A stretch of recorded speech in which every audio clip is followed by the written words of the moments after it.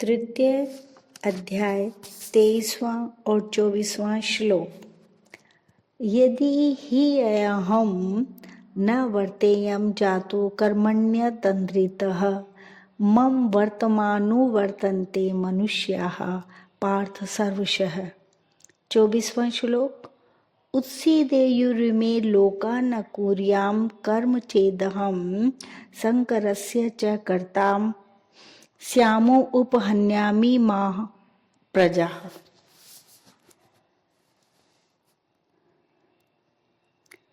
भगवान व्यतिरेक रीति से कर्तव्य पालन न करने से होने वाली हानि का प्रतिपादन करते हैं।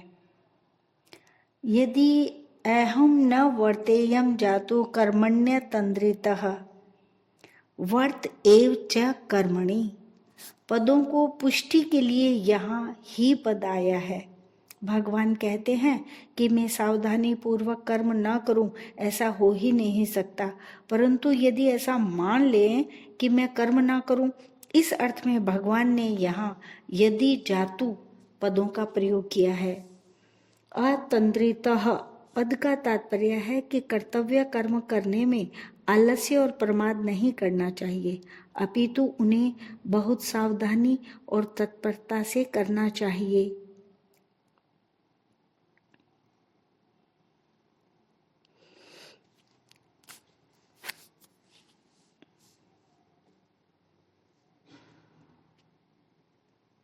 सावधानी पूर्वक कर्तव्य कर्म न करने से मनुष्य आलस्य और प्रमाद के वश में होकर अपना अमूल्य जीवन नष्ट कर देता है। कर्मों में शिथिलता न लाकर, आलस्य प्रमाद न लाकर उन्हें सावधानी एवं तत्परता पूर्वक करने से ही कर्मों से संबंध विच्छेद होता है। जैसे वृक्ष की कड़ी टहनी जल्दी टूट जाती है, पर जो अधूरी टूटने के कारण लटक रही है, ऐसी शिथिल ढीली टहनी जल्दी नहीं टूटती। ऐसे ही सावधानी एवं तत्परता पूर्वक कर्म करने से कर्मों से संबंध विच्छेद हो जाता है, पर आलस्य प्रमाद पूर्वक शिथिलता पूर्वक कर्म करने से कर्मों से संबंध विच्छेद नहीं होता। इसीलिए भगवान ने समाचार पद का तथा इस श्लोक में अतंद्रितः पद का प्रयोग किया है। अगर किसी कर्म की बार बार याद आती है तो यही समझना चाहिए कि कर्म करने में कोई त्रुटि हुई है। कामना, आसक्ति, अपूर्णता, आलस्य, प्रमाद, उपेक्षा आदि हुई है, जिसके कारण उस कर्म से संबंध विच्छेद नहीं हुआ है। कर्म से संबंध विच्छेद न होने के कारण ही किए गए कर्म की याद आती है। मम वर्तमानु वर्तन्ते मनुष्याः पार्थ सर्वशः। इन पदों से भगवान मानो यह कहते हैं कि मेरे मार्ग का अनुसरण करने वाले ही वास्तव में मनुष्य कहलाने योग्य हैं। जो मुझे आदर्श न मानकर आलस्य प्रमादवश कर्तव्य कर्म नहीं करते और अधिकार चाहते हैं, वे आकृति से मनुष्य होने पर भी वास्तव में मनुष्य कहलाने योग्य नहीं हैं।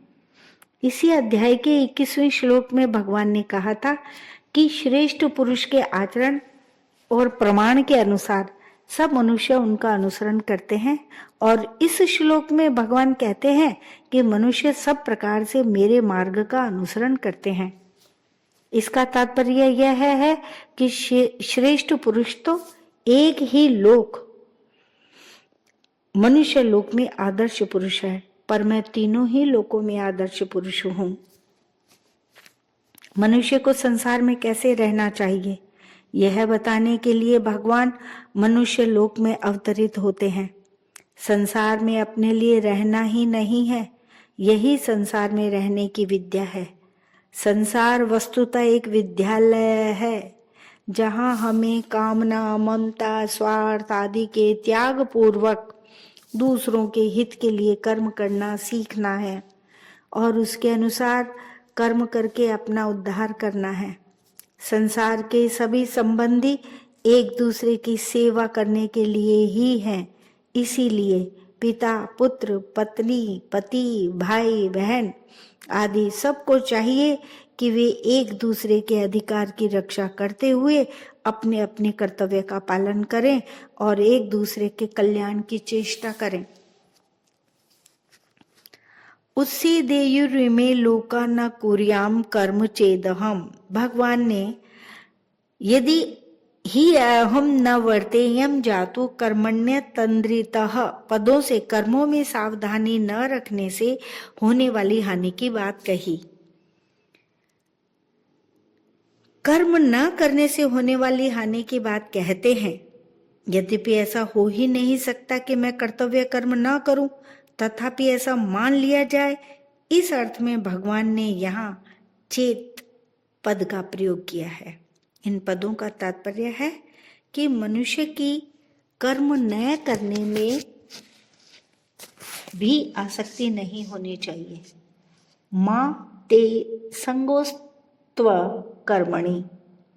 इसीलिए भगवान अपना उदाहरण देते हुए कहते हैं कि मेरे लिए कुछ भी प्राप्तव्य न होने पर भी मैं कर्म करता हूँ। यदि मैं अपने कर्तव्य का पालन न करूं, जिस वर्ण आश्रम आदि में मैंने अवतार लिया है उसके अनुसार, तो संपूर्ण मनुष्य नष्ट भ्रष्ट हो जाए, अर्थात उनका पतन हो जाए। कारण कि अपने कर्तव्य का त्याग करने से मनुष्य में तामस भाव आ जाता है, जिससे उनकी अधोगति होती है। अधो गच्छन्ति तामसाः। भगवान त्रिलोकी में आदर्श पुरुष हैं और संपूर्ण प्राणी उन्हीं के मार्ग का अनुसरण करते हैं। इसलिए यदि भगवान कर्तव्य का पालन नहीं करेंगे तो त्रिलोकी में कोई भी अपने कर्तव्य का पालन नहीं करेगा। अपने कर्तव्य का पालन न करने से उनका अपने आप पतन हो जाएगा। संकरस्य च कर्ता स्याम उपहन्यामि माह प्रजाः।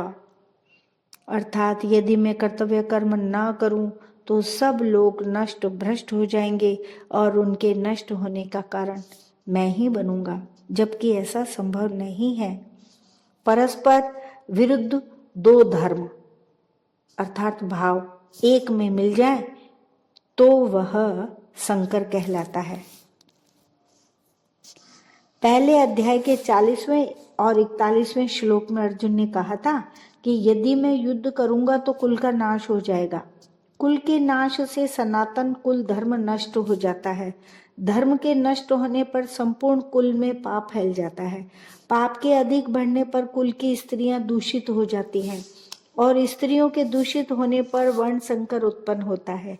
इस प्रकार अर्जुन का भाव यह था कि युद्ध करने से वर्ण संकरता उत्पन्न होगी, परंतु यहाँ भगवान उससे विपरीत बात कहते हैं कि युद्ध रूप कर्तव्य कर्म न करने से वर्ण संकरता उत्पन्न होगी। इस विषय में भगवान अपना उदाहरण देते हैं कि यदि मैं कर्तव्य कर्म न करूं तो कर्म, धर्म, उपासना, वर्ण, आश्रम, जाति आदि सब में स्वतः संकरता आ जाएगी। तात्पर्य यह है कि कर्तव्य कर्म न करने से ही संकरता उत्पन्न होती है। इसलिए यहाँ भगवान अर्जुन से मानो यह कहते हैं कि तू युद्ध रूप कर्तव्य कर्म न करने से ही वर्ण संकर उत्पन्न करने वाला बनेगा, न कि युद्ध करने से, जैसा कि तू मानता है। अब विशेष बात यह है कि अर्जुन के मूल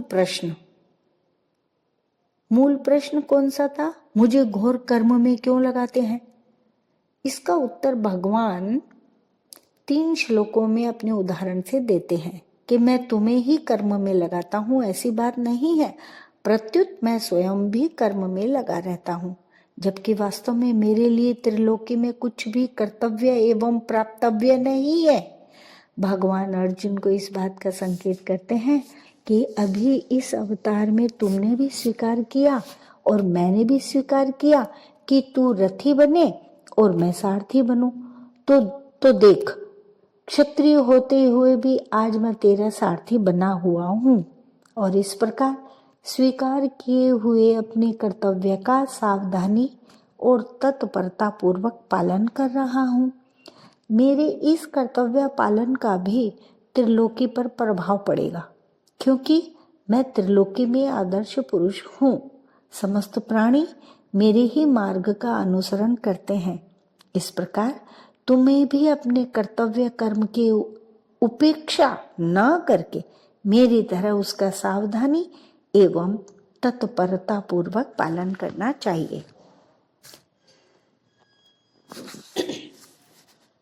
भगवान ने जैसे अपने लिए कर्म करने में सावधानी रखने का वर्णन किया, ऐसे ही आगे के 2 श्लोकों में ज्ञानी महापुरुष के लिए कर्म करने में सावधानी रखने की प्रेरणा करते हैं।